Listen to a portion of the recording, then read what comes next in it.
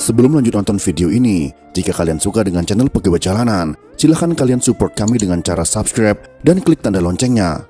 Silahkan gunakan headset Anda untuk mendapatkan kualitas suara yang jernih. Selamat menonton.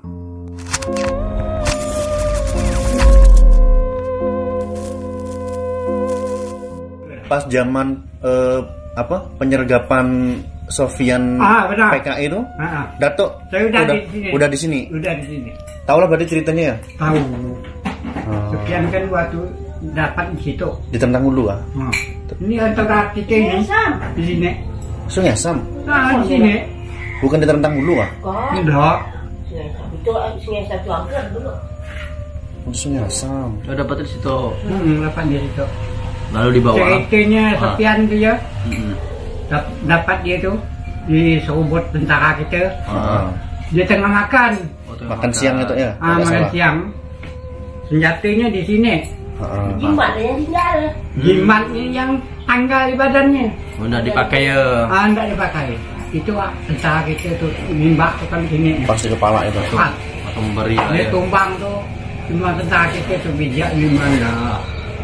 Begitu tumbang disembelih. Oh langsung? Dipotong. Takut bangun lagi ya? Iya, cepat bangun. Itu Sofyan tuh pimpinan PKI Kalimantan Barat ya? Iya. Yang pimpinan tertinggi di sini kan? Iya, yang tertinggi dicari itu kan selama ini dicari dia tuh. Itu sekitar Baru tahun itu berjumpa gitu. 1974 kalau nggak salah tuh. Tahun 74 itu. Sayyid atau Habib Ahmad Sofyan Barakbah, asal Banjarmasin, adalah anggota parlemen di era Soekarno dan menjadi gerilyawan buruan ABRI di masa Orde Baru. Dia adalah salah satu orang yang dianggap keturunan Nabi atau yang biasa disebut sebagai Sayyid atau Habib. Dia tertangkap dalam keadaan mati di hutan Kecamatan Terentang, Kabupaten Kuburaya, Kalimantan Barat. Padahal jika kita dengarkan kisah-kisahnya yang beredar di masyarakat Terentang, ada yang mengatakan Sayyid Sofyan ini sakti punya ilmu kebal, jadi tidak sembarangan bisa ditembak. Bahkan ada yang mengatakan kematiannya itu dikarenakan ada yang membocorkan rahasia kesaktiannya. Akan tetapi pada faktanya dia mati akibat peluru yang menembus tepat di kepalanya. Bagaimanakah kisahnya? Kita akan ulas dalam video kali ini.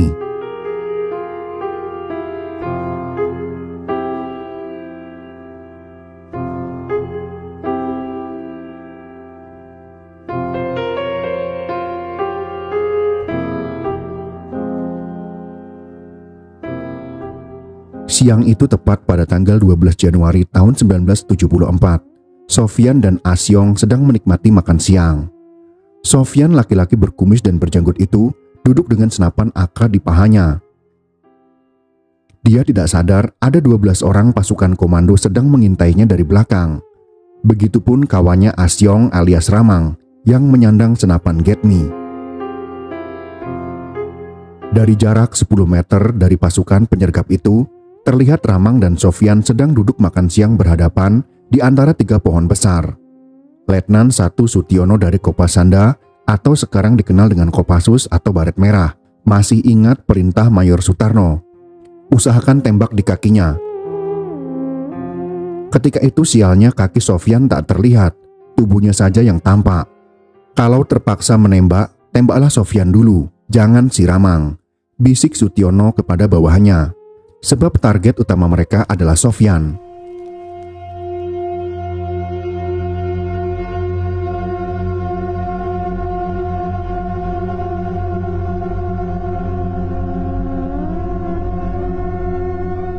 Tepat pukul 1:05 pada siang hari, dari celah-celah daun belukar, dalam jarak 10 meter, sebutir peluru AR yang ditembakkan Sutiono pun meluncur. Peluru itu meluncur melalui belakang kepala Sofyan hingga menembus dahinya. Tembakan-tembakan lain segera menyusul. Sementara itu dengan hanya berkolor, Ramang mengambil langkah 1000. Namun Getmi miliknya tertinggal. Itulah makan siang terakhir Sayyid Ahmad Sofyan Barakbah. Ia adalah buruan Angkatan Bersenjata Republik Indonesia selama bertahun-tahun di Rimba, Kalimantan Barat. Cerita penyergapan Sofyan di sekitar hutan Terentang dan Sungai Kelabau itu diwartakan majalah Tempo, terbitan tanggal 9 Februari tahun 1974. Setelah penembakan, pasukan itu fokus mengurus Sofyan yang sudah menjadi mayat. Tidak mudah menggotong Sofyan dari hutan. Mereka harus bersampan, membawa mayat Sofyan yang sudah terbungkus plastik. Setelah laporan soal Sofyan diterima pihak militer di Pontianak, helikopter pun menuju Terentang, zona pendaratan helikopter untuk menjemput mayat Sofyan. Menjelang senja keesokan hari, barulah mayat Sofyan bisa didaratkan di depan Eskodam 12 Tanjung Pura, Pontianak. Dari sana mayatnya diusung ke kamar mayat Kesdam 12 Tanjung Pura yang jaraknya hanya 75 meter. Orang-orang yang pernah mengenal turunan Sayyid ini diminta mengidentifikasi. Kenalan Sofyan seperti M. Ali AS, Suwardi Puspoyo, M. Yusuf Suib, Haji Abdus Syukur, dan Abu Bakar Mansur membenarkan bahwa mayat itu adalah Sayyid Ahmad Sofyan Barakbah. Dalam penelusuran di internet, kami sangat kesulitan dalam menemukan foto dari Sofyan ini, jadi kita tidak pernah tahu seperti apa wajahnya.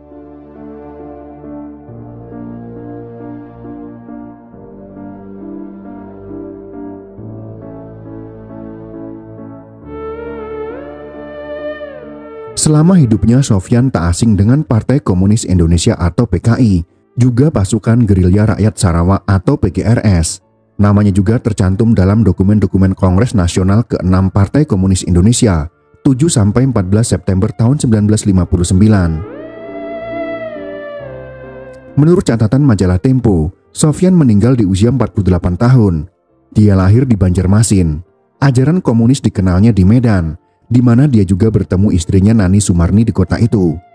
Di Medan, Sofyan sudah menjadi ketua Serikat Buruh Kiri Sarbupri atau Sopsi Medan pada tahun 1950.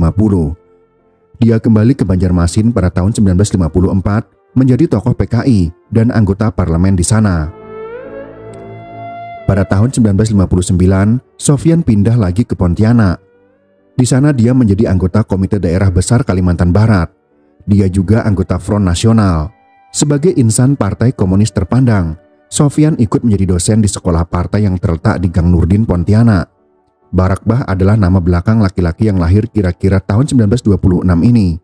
Adalah salah satu marga yang dianggap keturunan Nabi Muhammad. Maka ia bergelar dengan sebutan Sayyid atau Habib. Selain Sayyid Ahmad Sofyan Barakbah, ada Sayyid lain yang juga komunis. Dari Kalimantan Timur, ada Sayyid Fahrul Barakbah yang menjadi pimpinan CDB Kalimantan Timur dan anggota Majelis Permusyawaratan Rakyat Sementara atau MPRS. Setelah tahun 1965, Fahrul ditangkap, tapi Sofyan tidak. Sofyan terus bergerilya. Setelah gerakan 30S 1965 gagal dan lanskap politik Indonesia terhadap konfrontasi Malaysia berubah, banyak sukarelawan Dwi Kora yang tergabung dalam PGRS enggan berhenti berkonfrontasi. Mereka pun disikat oleh ABRI. Dengan mantan PGRS itu, Sofyan bersekutu. Menurut catatan AM Hendro Priyono yang ikut serta penumpasan PGRS, PKI Gaya Baru pimpinan Sofyan dengan sisa PGRS melahirkan kekuatan yang disebut Barisan Rakyat atau BARA yang beroperasi sejak tahun 1966 hingga tahun 1974. Dalam pasukan PGRS itu terdapat trio Lim Fo Kui, Bong Ki Chok, dan Bong Hon yang bergerilya di hutan belukar perbatasan RI Malaysia di Kalimantan. Ini kita TNI melatih Tentara Nasional Kalimantan Utara dan PGRS di Surabaya, Bogor, dan Bandung.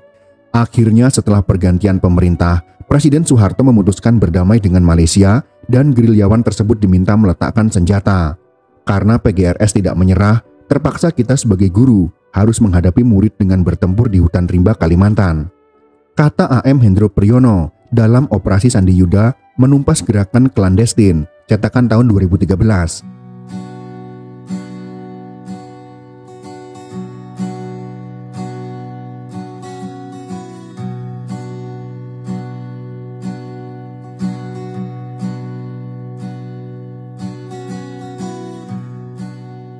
Sofyan menjadi orang yang dianggap berbahaya di masa-masa itu.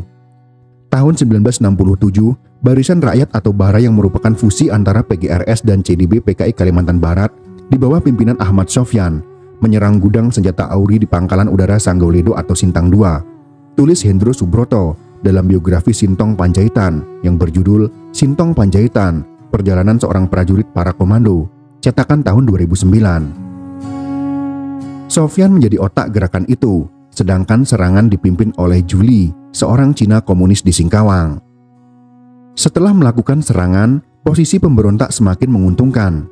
Mereka berhasil menjarah 133 pucuk senjata yang sebagian besar terdiri dari senapan Chung buatan RRC, senapan serbu Heckler dan Koch J3, 2 senapan mesin berat Dektiarev DSHK-38 kaliber 12,7 mm, dan peti-peti amunisi dari berbagai jenis. Jumlah senjata yang dirampas itu dapat mempersenjatai pasukan berkekuatan 1 kompi. Gedung senjata Auri yang dikuasai oleh gerombolan komunis kemudian dibakar habis.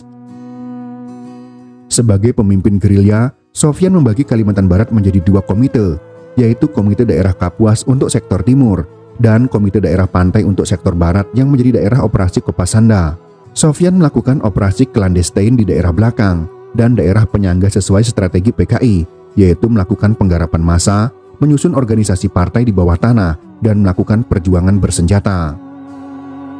Selama bertahun-tahun, Sofyan menjadi buruan ABRI, termasuk Kopasanda. Tim yang dipimpin Letkol Sutarno itu diberi tugas khusus untuk mendapatkan Sofyan hidup atau mati. Sebenarnya Sofyan sudah hampir kita tangkap, tapi pengejaran Sofyan dalam ruang gerak yang semakin sempit terpaksa berhenti karena Satgas ditarik dari Kalimantan Barat kembali ke basis, kata Sintong dalam buku biografinya. Dia tengah makan. Makan siang itu ya? Makan siang. Senjatanya di sini. Jimatnya yang tanggal di badannya. Akhirnya Sofyan dapat ditangkap dengan keadaan tidak bernyawa, tepat pada tanggal 12 Januari tahun 1974. Kisah penangkapan ini menjadi cerita yang cukup terkenal di kalangan masyarakat terentang, terutama untuk orang-orang yang sudah berumur dan menyaksikan sendiri proses evakuasi mayatnya pada masa itu. Peristiwa tersebut bisa dibilang cukup membuat heboh karena Terentang adalah wilayah yang masih ditumbuhi hutan lebat pada masa itu. Dan kedatangan tentara yang cukup banyak dan juga helikopter tentunya mengundang rasa penasaran warga sekitar. Sedangkan kisah Ahmad Sofyan tersebut tentunya dibumbui dengan sedikit cerita mistis yang masih dipercaya oleh masyarakat sekitar. Bahwa sang Sayyid memiliki kesaktian tertentu sehingga penangkapannya cukup licin dan menyulitkan. Walaupun pada akhirnya kepalanya bolong diterjang timah panas prajurit Kopasanda yang sekarang menjadi Kopassus. Itulah sekelumit kisah tentang Habib atau Sayyid komunis yang dikenal sakti, tapi mati ditembak TNI. Semoga informasi ini bisa bermanfaat untuk kita semua. Jika kalian suka dengan video ini, silakan berikan jempol ke atas. Dan jika kalian menganggap video ini bermanfaat, maka bagikanlah untuk teman-teman Anda yang lain. Terima kasih sudah menonton.